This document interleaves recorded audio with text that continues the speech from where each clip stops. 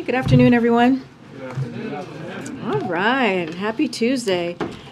So my colleague, Admiral John Kirby, is here today to answer any questions on about the President Putin, President Xi meeting in Moscow today. And so any other questions that you may all have on foreign policy, he'll be happy to take them.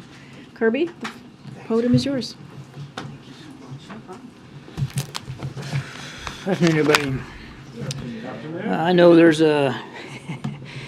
been a lot of interest around the meeting between President Xi, President Putin in Moscow today. So we'll get at that. I just wanted to stop by and be available to you for that. Before I do want to quickly speak to the joint statement between the PRC and Russia that they put out today on deepening their cooperation, including on Ukraine. On Ukraine, I would note that the two sides just said, quote, "The purposes and principles of the UN Charter must be observed, and international law must be respected." Well, we agree. Following the UN Charter would mean that Russia should withdraw from all the territory inside Ukraine, the territory of another member state of the UN, a member that it has invaded. The UN Charter enshrines the principles of respect for the sovereignty and territorial integrity of all countries, including Ukraine. Now, they also said, quote, the parties call for the cessation of all steps that contribute to escalation of tension and the prolongation of hostilities. We agree. One way to stop the hostilities is to pull Russian troops out of Ukraine, but short of that, Mr. Putin could stop bombing hospitals. He could stop bombing schools. He could stop launching Iranian drones into civilian infrastructure. He could stop the forcible deportation of young kids, thousands of them, putting them in filtration camps inside other places inside Ukraine, but also inside Russia. And he could stop reducing cities like Bakhmut to bricks, to piles of bricks.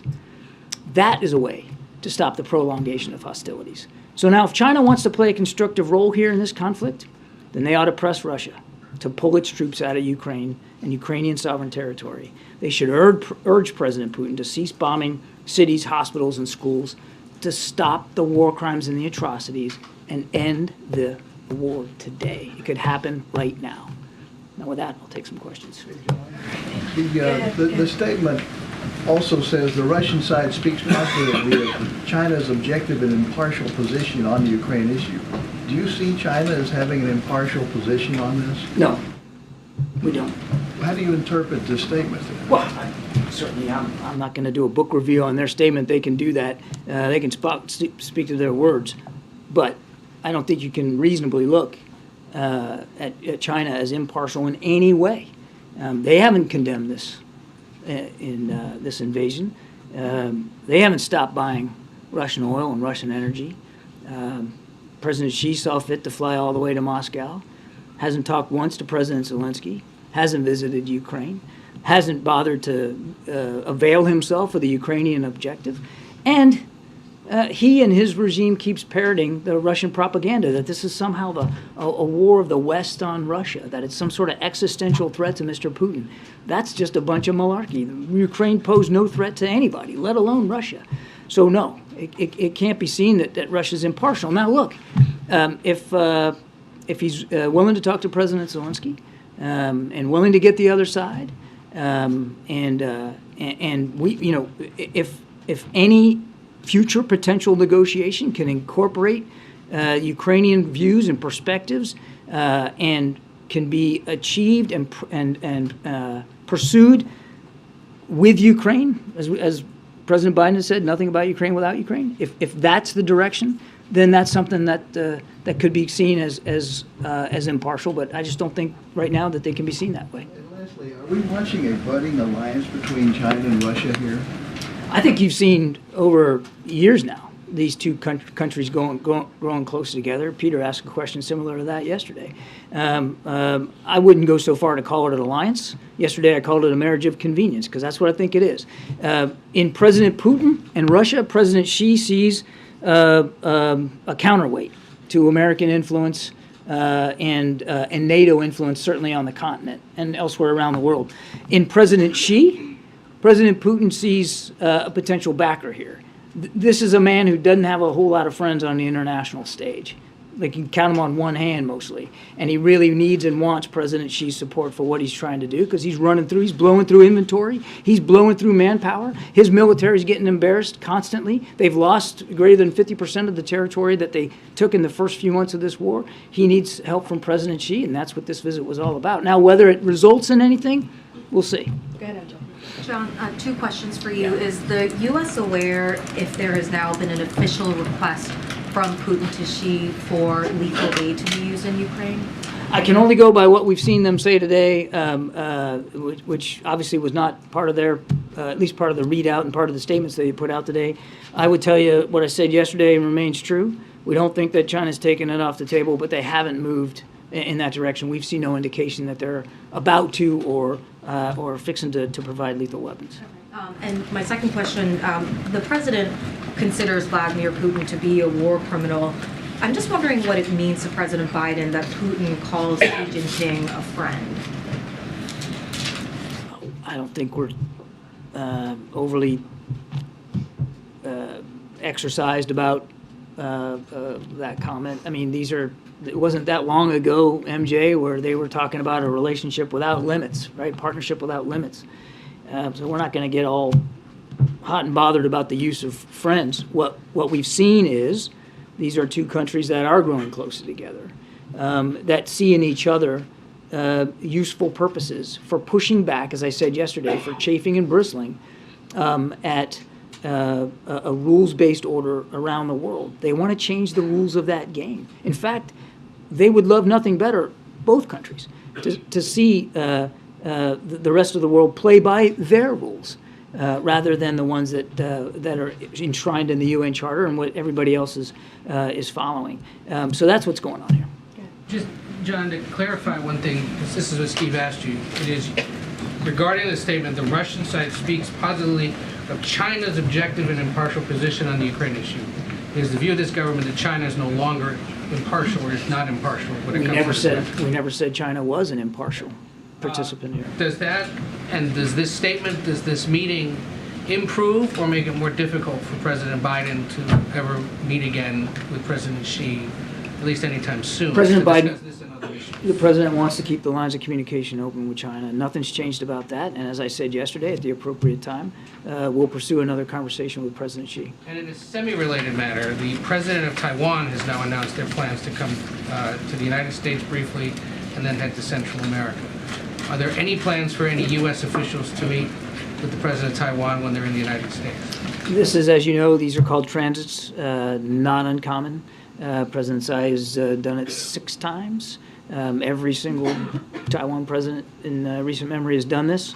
It is unofficial and personal in nature in terms of travel. So we would let them speak to their agenda, to who they want to meet with, and on what timeline. It is not uncommon for in previous transits for there to be discussions with U.S. officials and with members of Congress. But again, I'm not going to get ahead. This is really for Taiwan to speak to. So maybe. This is for Taiwan to speak to. Good, John. Thank you, Karine. Thank you, Admiral. On the idea of Russia seeking weapons and munitions, can you give us an assessment right now as to where things stand in terms of their weapons stockpile, Russia's weapons stockpile, and what sort of help are they getting at this moment from places like Iran and North Korea? Well, we know that they have a burgeoning defense relationship with Iran. We already know that Iran has provided several hundred drones. And we have every reason to suspect that that sort of transaction will continue. I don't have any specific shipments to speak to today, but we know that this relationship from a defense perspective with those two countries is getting sharper. I came to the podium and talked about that. And that's a worry not just for the people of Ukraine, it's a worry for the people of the Middle East. And Iran that can avail itself of Russian military capabilities would make it more lethal and more dangerous in the region. We did talk about the fact that we had evidence that North Korea was shipping, at the very least, artillery shells to the Wagner Group. We still believe that that occurred. I don't have any additional shipments of things to speak to. But again, I think it speaks volumes to your question about inventory. And I couldn't give you a rundown of Russian inventory on any given type of system. but they have gone through thousands of missiles and most likely millions of artillery shells. They have lost easily tens of thousands of troops and probably north of 100,000 in terms of killed and wounded. This has not been a fight Mr. Putin has had without cost to his country and to his coffers.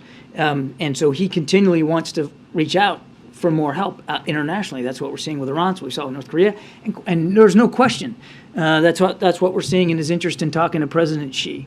But we know that this war has had an effect on his inventory. And we also know, Jonathan, that the sanctions and export controls have had an effect on him, particularly when it comes to cruise missiles, that his ability to restock cruise missiles out of the inventory has been curtailed by the fact that he can't get to some of the microelectronics because of the economic steps that this administration has taken to kind of curb his war-making machine. So this is a guy, for all the ballyhoo going to Mariupol, I mean, this is a guy who has to know that his military is way underperforming and overspending in terms of its ability, its resource ability.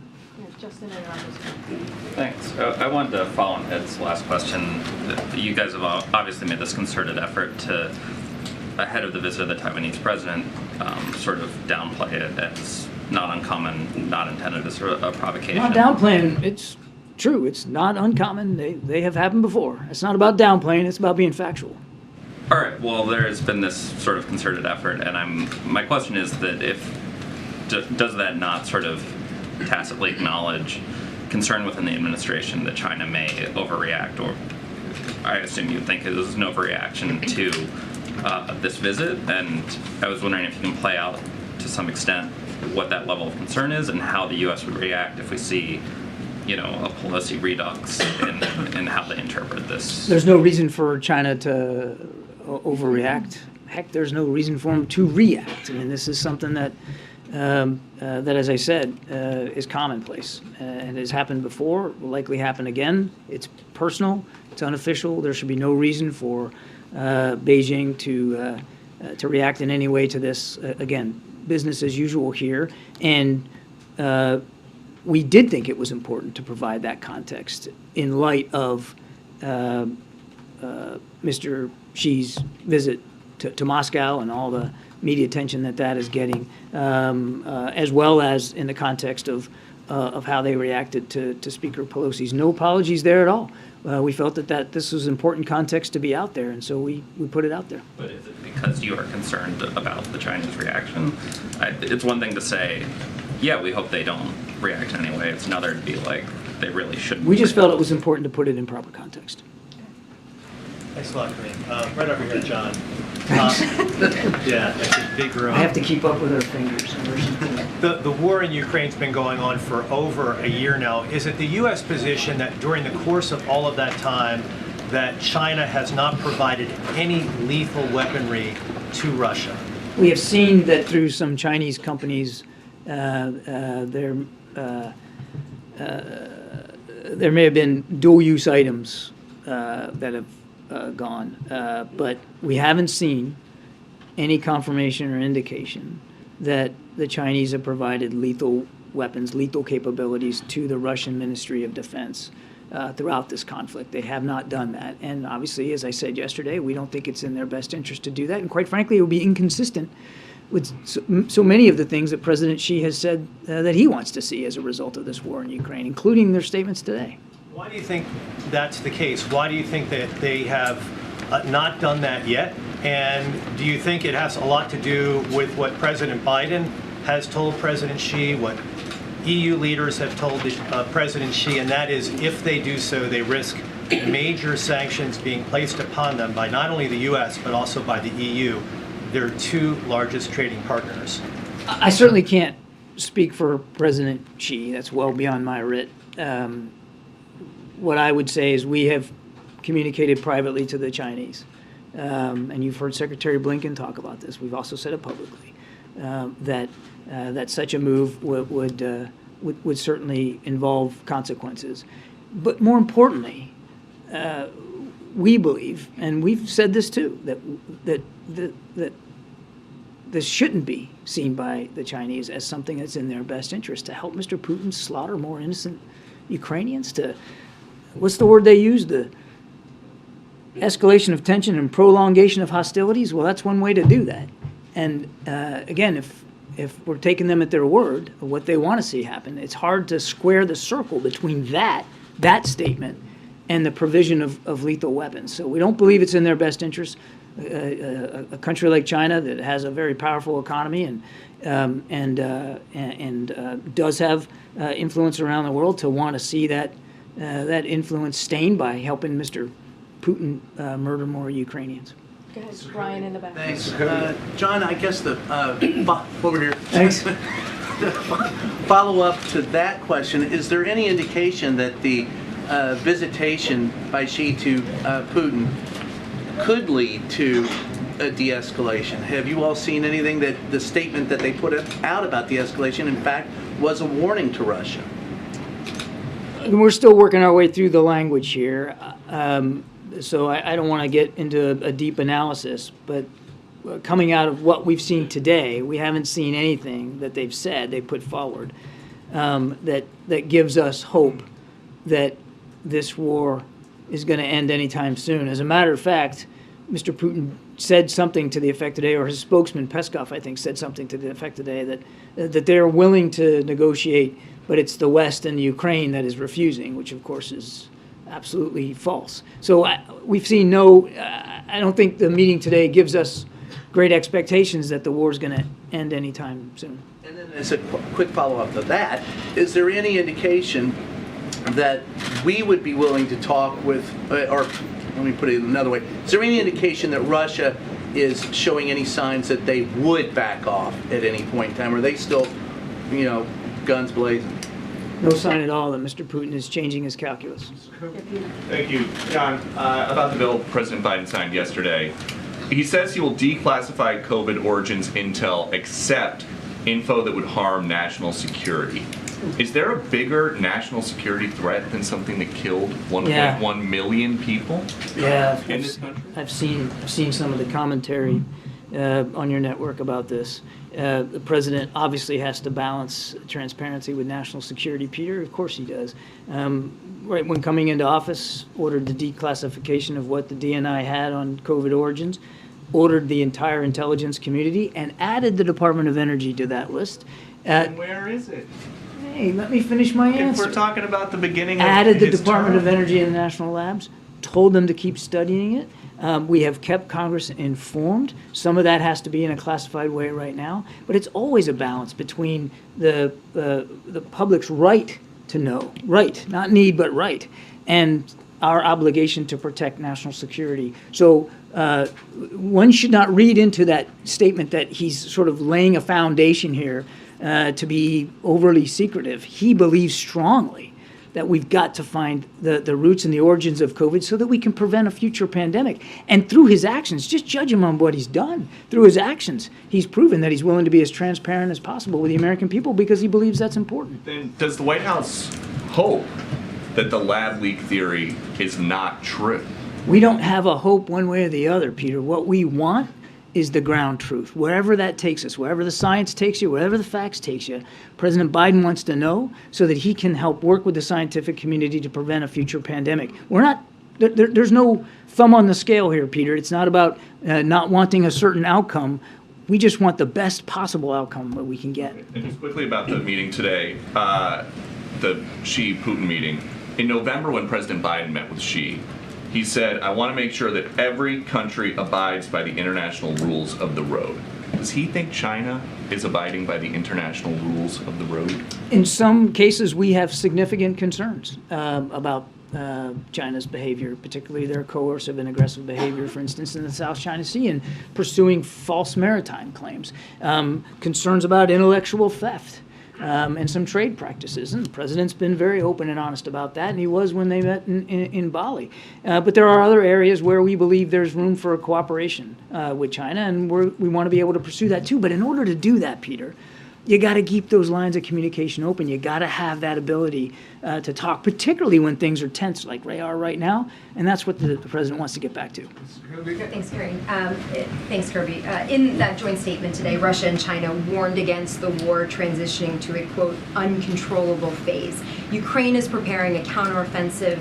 Does the U.S. see that part of the joint statement from Russia and China as a specific warning to Ukraine and the West? It's difficult to know what they mean by an uncontrollable phase. Certainly, we noted that language ourselves. I can't tell you for sure that we know exactly what they're referring to. I will not speak ever about future operations, particularly for the Ukrainians. That's for them to speak to, and I wouldn't get ahead of anything that they might or might not do. We do know that President Putin is making plans to go back on the offense. I mean, he's got Wagner continuing to throw literally human flesh into Bakhmut to try to take that town.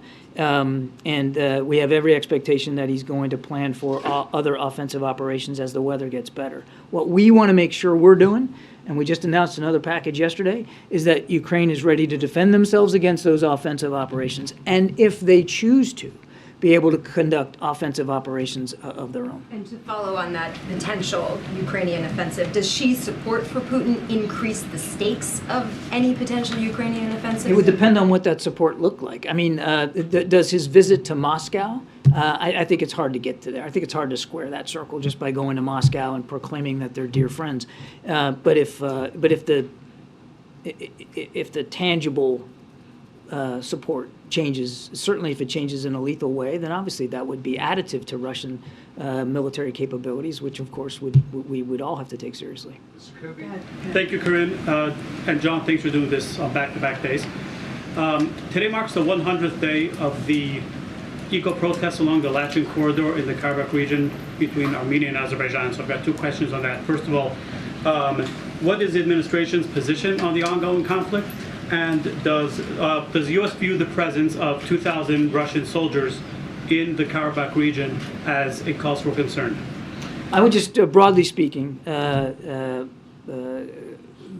what we've said before is we urge all sides here to de-escalate. We don't want to see any of this violence, and we want to see all sides take appropriate steps to de-escalate the tension and to stop the violence. But beyond that, I'm really not prepared to go today.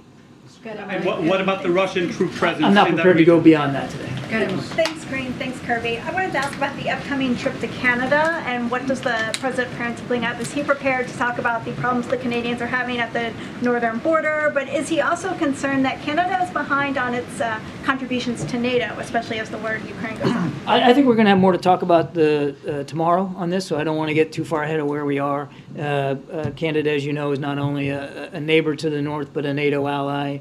And the President and Prime Minister Trudeau have a terrific relationship. He's looking forward to getting up there. There are a range of issues that you can imagine they'll talk about. Everything from NORAD and modernization of NORAD capabilities, as well as, of course, I think, the military security and national security issues writ large, migration concerns, climate change. There'll be certainly issues of trade to discuss. There's a lot, but I think we'll have more to say about that tomorrow. Thank you, Karine. Mr. Kirby, Andy Linsky's Wall Street Journal. Yesterday when you were here, you were asked about Vice President Harris's trip to Africa, and you said that it's a trip that's about Africa. But it's also a part of the country, or part of the world, where the Chinese have been investing billions upon billions of dollars. Yeah. And can you talk at all about whether countering that influence is important at all to the administration? Our focus on the continent is, as I said yesterday, about the continent. And we're mindful, of course, of Chinese efforts to improve and deepen their involvement in Africa, Latin America, and elsewhere around the world. And one of the things that came out of the African Leaders Summit was a growing recognition that we perceived by African leaders, that they're beginning to realize that China's not really their friend. They get these loans, high interest, can't pay them. China says, hey, bills coming due. So I guess I'm going to take this and this and this from you.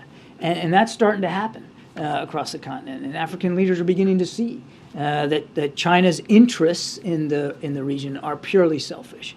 as opposed to the United States, we are truly committed to trying to help our African friends deal with a spate of challenges: food insecurity, energy insecurity, both of which, by the way, have been drastically exacerbated by this war in Ukraine by Mr. Putin, contrary to what Foreign Minister Lavrov would say. Counterterrorism, where we are still partnering with some of our African partners to go after terrorist networks. Climate change, I could go on and on. And that's why the president, coming out of that summit, assigned Johnny Carson's as the implementer. An implementer, a guy whose whole job is to go out and take all the things we talked about in the summit and make it true. And part of that, of course, is going to be principal level travel, and the vice president will be having discussions with African leaders on all those issues when she travels, and she's very much looking forward to that. I have a follow-up on the African trip.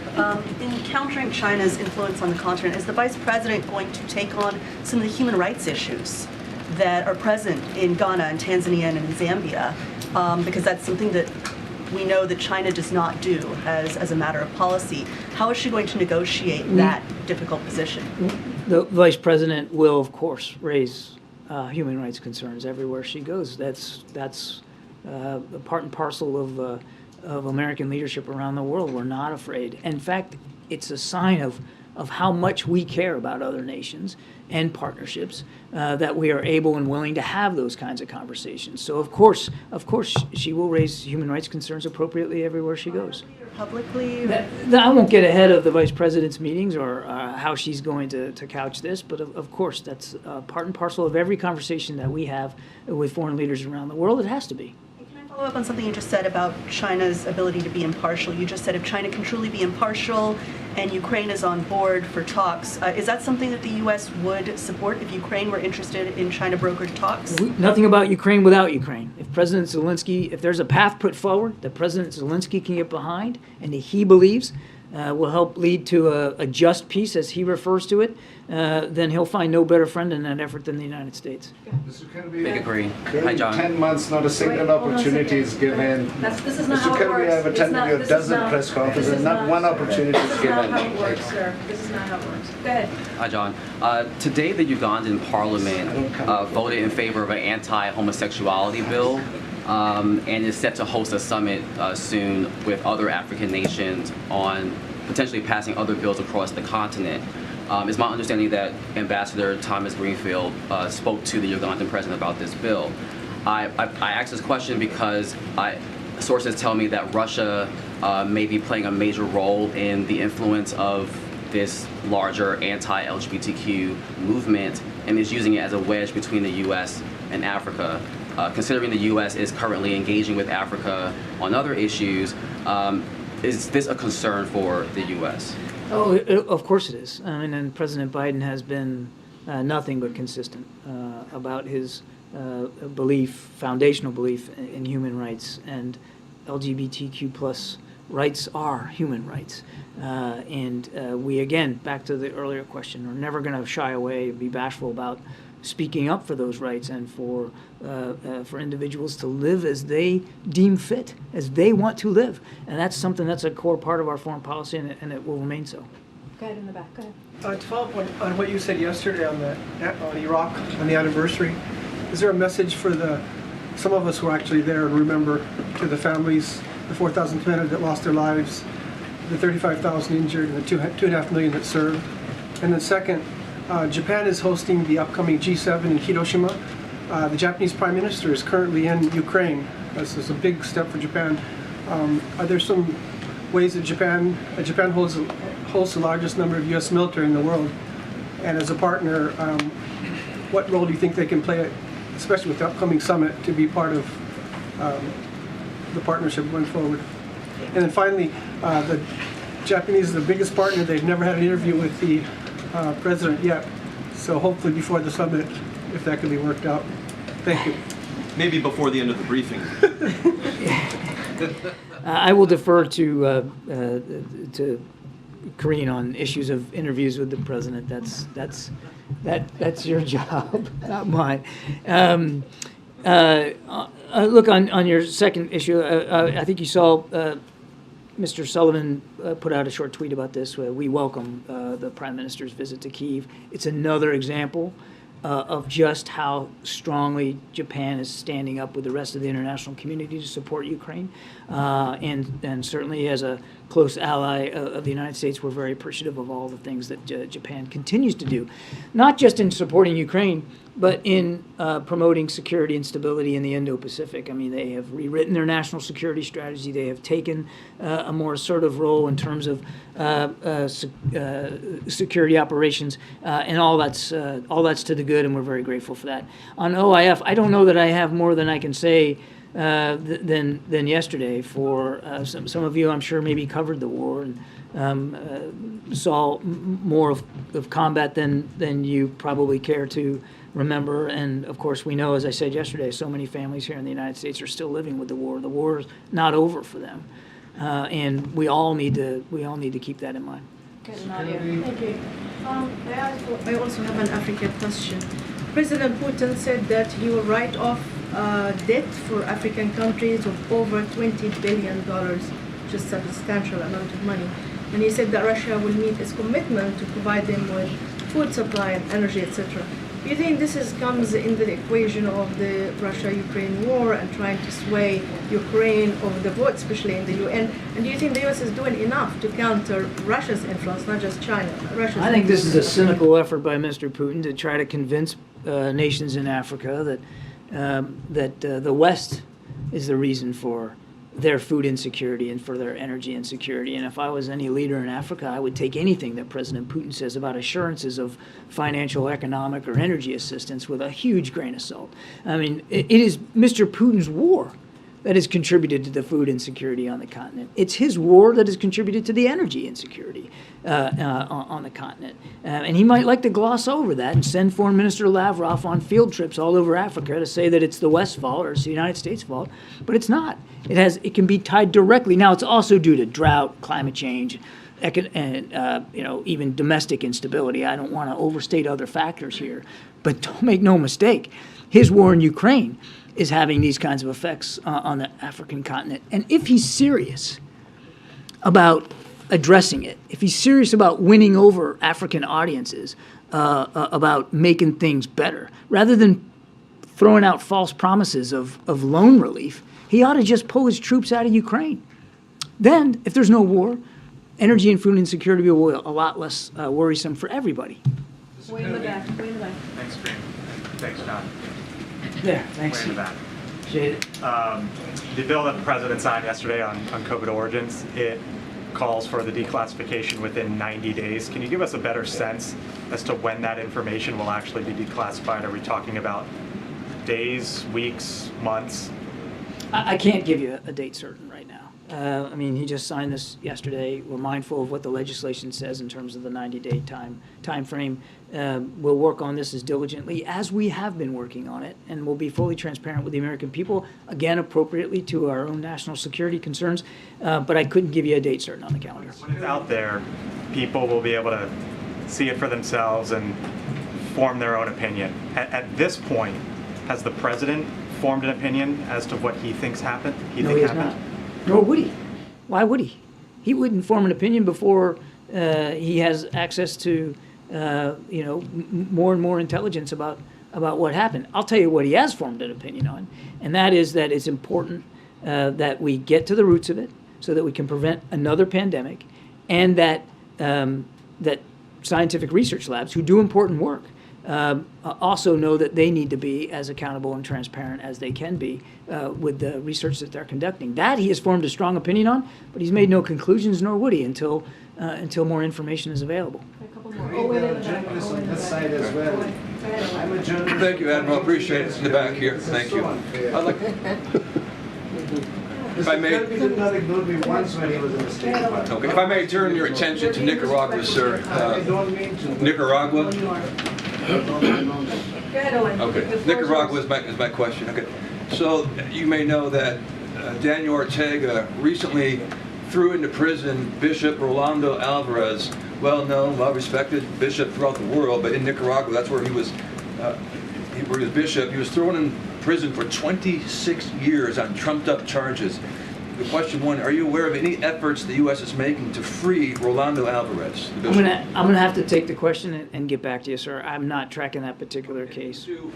Would the Biden administration have any message for the Ortega regime that continues to persecute Catholics in that country? We have been clear and consistent with nations all over the world about the importance of religious freedom and proper human rights and civil rights for not only their citizens, but certainly for ours as they travel abroad. But I don't have any more specific on that. Okay, two more. Yeah, thanks.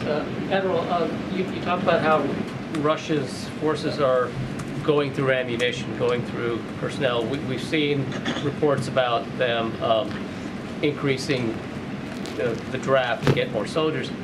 At what point do they start running out of ammunition? I mean, do you have an assessment on how long they can continue what they're doing before either someone resupplies them or they have to? I think you can see in his own efforts, right, to hire Wagner, and for Wagner and Mr. Prigozhin actually bragging about going to prisons and getting more convicts. I think you can see it in what they're doing in Bakhmut. I think you can see it in their outreach to Iran, and now trying to forge some sort of transactional relationship where Iran actually gets access to Russian military capabilities. I can see it, the outreach to North Korea for artillery, and of course this meeting in Moscow, which, make no mistake, Mr. Putin was hoping would lead to additional support from China. You can see it in what Mr. Putin is doing. The fact that he goes to Mariupol on the eve of President Xi's visit, what is that other than trying to cast some sort of signal that he's large and in charge there, and that President Xi should take note of that?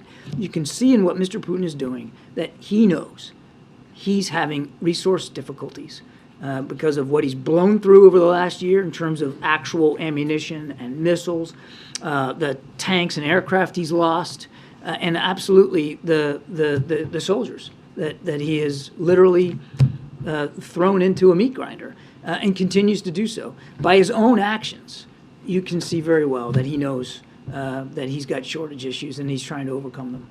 And that's another reason why, quite frankly, we don't want to see a ceasefire right now.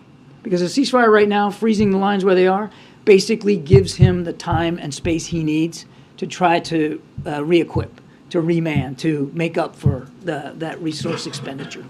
You quantify the ammunition issue, though, or do you choose not to in front of the world? I choose not to in front of the world. Okay, last question. Thank you. Two, if I may.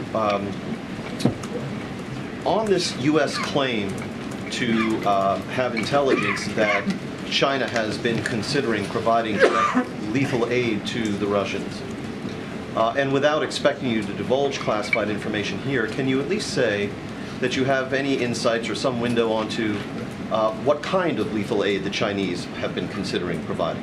No, I'm not going to go there, James. You don't know? I'm not going to go there. My second question. I want to draw on your long experience in the Navy and in the national security apparatus. You've served, I don't know how many administrations. How many administrations? Well, over the course of my entire Navy career? Oh, gosh, I don't know, 6 or 7 probably. So I wonder if you could share with us any observations you might have as to the current Commander-in-Chief, and whether you observe anything distinct or unique about how he approaches the central business of the presidency, which is decision-making. James, I don't know that that's a fair question for me. I'm just a guy talking for the NSC up here. But look, I didn't know the president before I took this job, but I've since got a chance to get to know him, and I'll tell you, his fine feel and touch, particularly on issues of foreign policy and national security, is very, very distinct, and he asks great questions. There's not a single engagement that I've ever had with him where he wasn't pushing and pressing and wanting more detail and wanting a deeper level of context. He thinks these things through carefully, and I can tell you this I know for sure, certainly, because of my job at the Pentagon too before I came here, that when it comes to putting America's men and women in uniform in harm's way, you won't find another commander-in-chief who thinks more carefully, deliberately, and consciously about that than President Biden. Thanks, everybody. Appreciate it. Thank you. Thanks, John. Thanks, John. All right, thanks, Admiral. Okay, I know folks have to gather at like 4:15, so we'll try to do this super quick. As you just heard from the president earlier this afternoon, this administration is taking historic action to protect our nation's most cherished landscapes. Today, President Biden established 2 new national monuments, the Awikau National Monument in Nevada, also known as the Spirit Mountain, and the Kastner Range National Monument in Texas. Monument in Texas. Together, these new monuments protect our over 500,000 acres of public lands and honor a tribal site and our military veterans. In addition, the president directed the Secretary of Commerce to consider initiating a new national marine sanctuary designation to protect all U.S. waters around the Pacific remote island. These actions continue to deliver on the most ambitious land and water conservation agenda in American history. In his first year in office, President Biden has protected more lands and waters than any president since JFK. Over the last 2 years, he has secured the largest investment in climate, environmental justice, and conservation ever. And he has put the entire U.S. Arctic Ocean off limits to new oil and gas development. President Biden's aggressive climate agenda could not come at a more important time. Yesterday, the United Nations issued a sobering report on the state of our climate, underscoring the critical importance of President Biden's climate leadership at home and also abroad. Now, remember, when President Biden came into office, he talked about how climate change was one of the most important crises that we needed to address. And that's what you've seen from him over the last 2 years. He rejoined the Paris Agreement and rallied more than 100 countries to join the global methane pledge to reduce methane emissions. He secured the most ambitious climate legislation, which has sparked a clean energy manufacturing and jobs boom here at home while accelerating the global clean energy race abroad. He put the United States back on track to reach its clean energy goals, reducing U.S. greenhouse gas emissions in half by 2030 and reaching net zero goals. And on the president's watch, EV sales has tripled and domestic solar capacity is on track to increase 5 times by next year. But here's the thing. MAGA House Republicans want to reverse that progress. They want to repeal the Inflation Reduction Act, which is helping Americans save on solar panels, electric vehicles, energy-efficient windows, and so much more. And the extreme MAGA Freedom Caucus is proposing draconian budget cuts that will raise costs for hard-working families. The House Republican proposal will increase health care premiums by an average of $800 per year for nearly 15 million Americans, eliminate Pell Grants altogether for 80,000 students, and reduce the maximum Pell Grant by nearly $1,000 for the remaining 6.6 million students, cut child care access for 100,000 children, cut vital nutrition assistance for 1.2 million women, infants, and children. And as we said yesterday, the MAGA Republicans' proposal will be a 5-alarm fire for hard-working families. While President Biden is focused on giving those families more breathing room, MAGA congressional Republicans would increase costs and worsen inflation. And with that, hello, Josh. Hi, how are you? Good to see you. Happy Tuesday. Happy Tuesday indeed. 2 questions. Sure. Today, Treasury Secretary Yellen said the federal government could step in to protect depositors at banks if there is a risk of contagion. What does the administration think about that risk of contagion? Is that about fundamentals in the economy or the psychology of the markets? So as you mentioned, Secretary Yellen was at the American Bankers Association and she delivered remarks early this morning. And as she said, just want to quote her for a second, the federal government delivered decisive and forceful actions to strengthen public confidence in the U.S. banking system and protect American economy. And that's what you've seen from this administration about almost 2 weeks ago when they stepped in when we saw this this crisis happening. But our focus has been very clear. The president's focus on this has been very clear, which is strengthening the banking system and protecting depositors. That has been what has been the forefront of the minds of the federal regulators and also the Department of Treasury. And there's evidence our actions are indeed working. They're restoring confidence in the safety of deposits. Treasury has said has seen deposit flows stabilize, which is incredibly important in regional and also small banks, in some cases mostly reverse. And so that has been the focus of this administration for the past 10 plus days. And then secondly, the Los Angeles School District, the second largest in the country, is shut down for a 3-day strike. Should school staff be paid more money? So, look, and we've talked about this before. We respect the process and employees' right to engage in protected concerted activities. That is something you hear the president talk about, how he supports the collective bargaining process, and that is something that he will continue to do. We urge both sides to work in good faith toward a mutually acceptable solution so that there can be a quick resolution, and the kids and school employees can get back to where they want to be, which is in schools, especially the kids. And we, the president, as you've heard him say, this is incredibly important to him, making sure that kids go back to school and get their education. Go ahead, Steve. To follow up on Josh's first question, can you insure all deposits in the U.S. banking system, and do you need legislation for that? So look, there are many things, and I have talked about this, well, let me step back. The president and the administration, they took quick action when this happened a couple of days ago. And of course, there's things that Congress can do.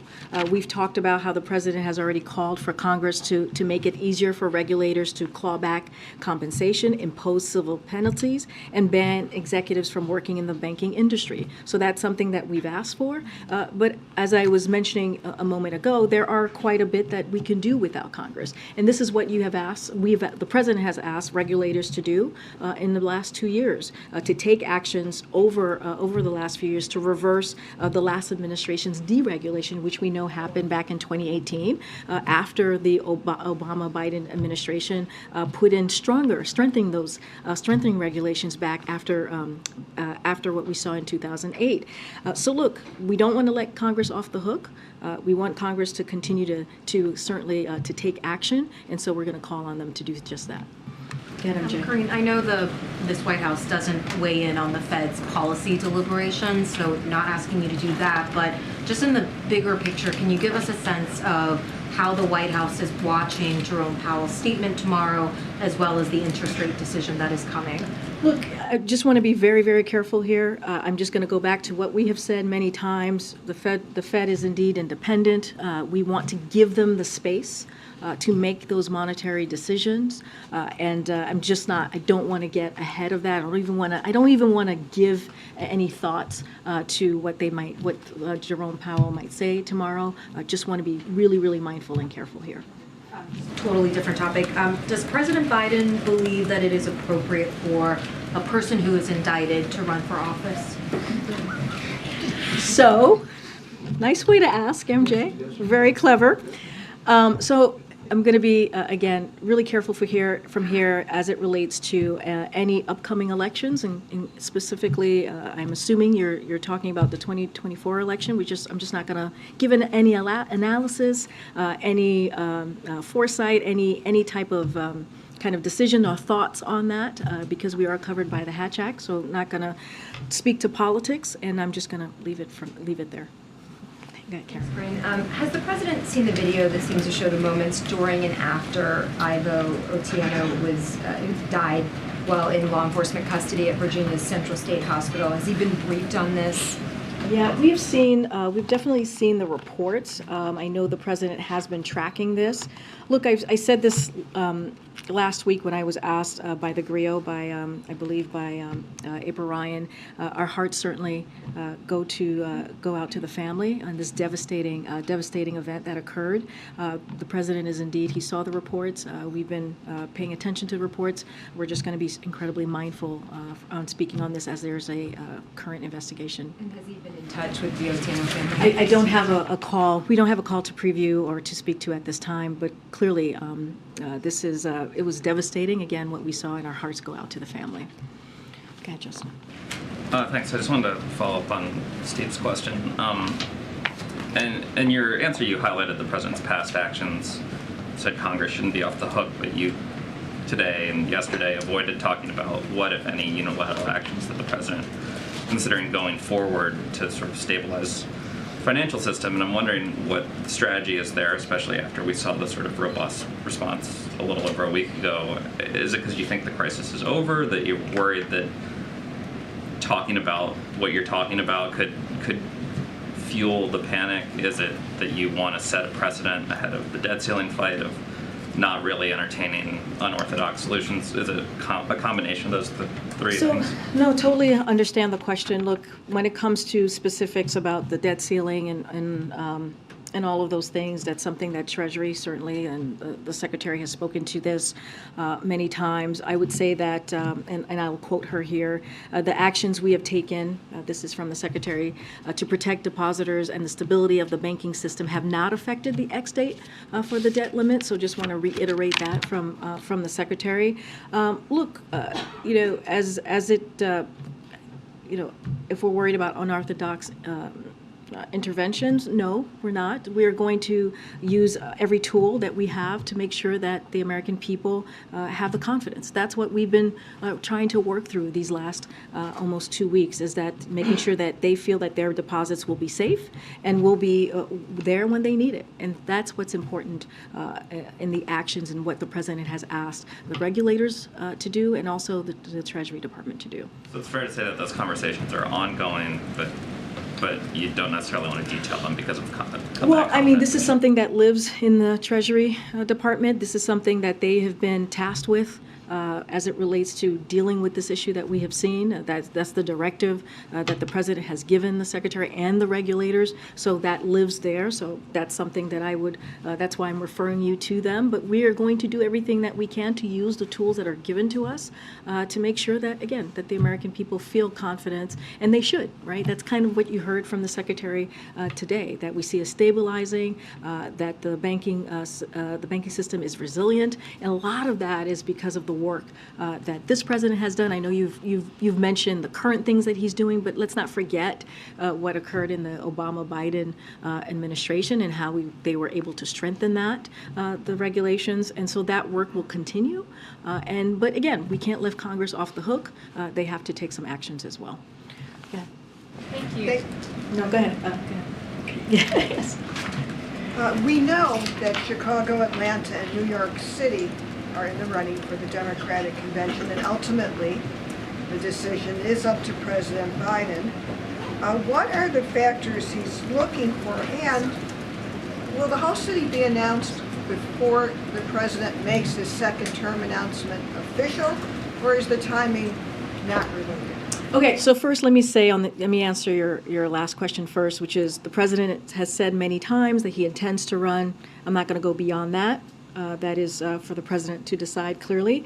And look, that question that you just asked me is a political question that lives with the DNC, the Democratic National Committee, so that I would refer you to them. But all of us are probably tracking that a decision hasn't been made on that front. Again, that's for the DNC to decide. But just like many of you, all of you here, we will all find out at the same time which city gets chosen. I just can't speak to that from here. I wasn't asking about the DNC. Oh, okay. I was asking because the DNC does the vetting and the site selection, but then they give a recommendation to the president, who is the decider, just like when the primary happened. The news came out from him. So that's why I'm asking you a little bit more how this may work out. Well, the president is the leader of the Democratic Party, but from here, I cannot talk about politics, so that's why I'm referring you to the DNC. Go ahead, Alex. Karine, San Francisco just held a hearing on reparations for decades of institutional racism, and other cities and states are considering impaneling similar commissions. DC is one of them. Where does this administration stand on reparations for slavery and segregation and similar historic wrongs, specifically pertaining to Black Americans? So look, we understand that there's a legislation on the Hill currently on the study of reparations, and we think Congress is the appropriate venue for consideration on such action, and so we're going to leave it there for Congress to decide to let them go through their process that they're taking at this moment. But I would lay out and speak to what the president has done over the last 2 years. When he came into office, he talked about the different crises that this country is dealing with, and one of them was racial equity and racial equality, and fighting for that for communities like the Black community. And one of the things that he did straight away in the beginning of his administration, is he signed an executive order that made sure that across the government that we had an approach that dealt with inequality, that made sure that political appointees in those agencies put that equality lens as they were moving forward with dealing with policy. And so that's important in really getting to the root of that issue. Clearly, that's on the federal level. And just last month, he issued a second order reaffirming the administration's commitment to deliver on that equity. So the president has shown his commitment. He's spoken to this issue that in particular the Black community has to deal with for generations upon generations. So he is going to continue to lift that up. But as it relates to the legislation, we want to leave that in the hands of Congress. Okay, Courtney. Thanks, Karine. I wanted to ask about the Supreme Court. The American Bar Association passed a resolution urging the Supreme Court justices to agree to an ethics code, given how consequential their decisions have been over the last year, and there are bills in Congress considering this. What's the president's position on a mandatory code of ethics for the highest court? So I'm just not going to speak to that from here. That is something for SCOTUS to work through and to speak to. I'm just not going to make a comment from here about that. Good, Steve. Thanks, Karine. When the Taoiseach was here, the president said he looked forward to going to Ireland to celebrate the Good Friday Agreement. Yes. The actual anniversary is less than 3 weeks away. Can you give us a sense of where things are in the planning for this trip and when we might get a formal announcement of it? It's a good question. And so, I don't have anything more to share. Any plans to go to Northern Ireland and the Republic to acknowledge the anniversary of the Good Friday Accord. The president said he looks forward to doing that, but we're still in process of hammering out what those details will be. And as soon as we have more information, we'll certainly share that, understanding that that's 3 weeks away. But as the president said, he's looking forward to it. Hi. Thanks, You're new to the room? Yes, Ali Rocker with NBC. Nice to meet you. Nice to meet you too. Earlier this month, President Biden said he spoke with the family of Senate Minority Leader Mitch McConnell after his fall. Has the president spoken directly with Leader McConnell since then? Don't have any conversations to read out at this time. Yes, the president called the family of Leader McConnell, clearly wishing him a speedy recovery, which we continue to do. Just don't have anything beyond what we laid out a couple weeks ago. Okay. Go ahead, Jim. Thanks, Karine. I wanted to ask you about some comments by the president of Mexico, who's been very critical of the administration recently. Just today, he suggested that the U.S. Had blown up the Nord Stream pipeline. Suggested the administration was trying to derail Donald Trump ahead of the 2024 election. And then recently he said that fentanyl is a U.S. problem, not a Mexican problem. This, of course, comes just a couple of months after the two leaders met in Mexico City. I'm wondering what this says about U.S.-Mexico relations, how you go forward when he's saying these kinds of things. Well, you said a couple things that I want to address. Clearly, the first two are not true. And so I'm just going to put that on the record. As it relates to the fentanyl, this is not a U.S. problem.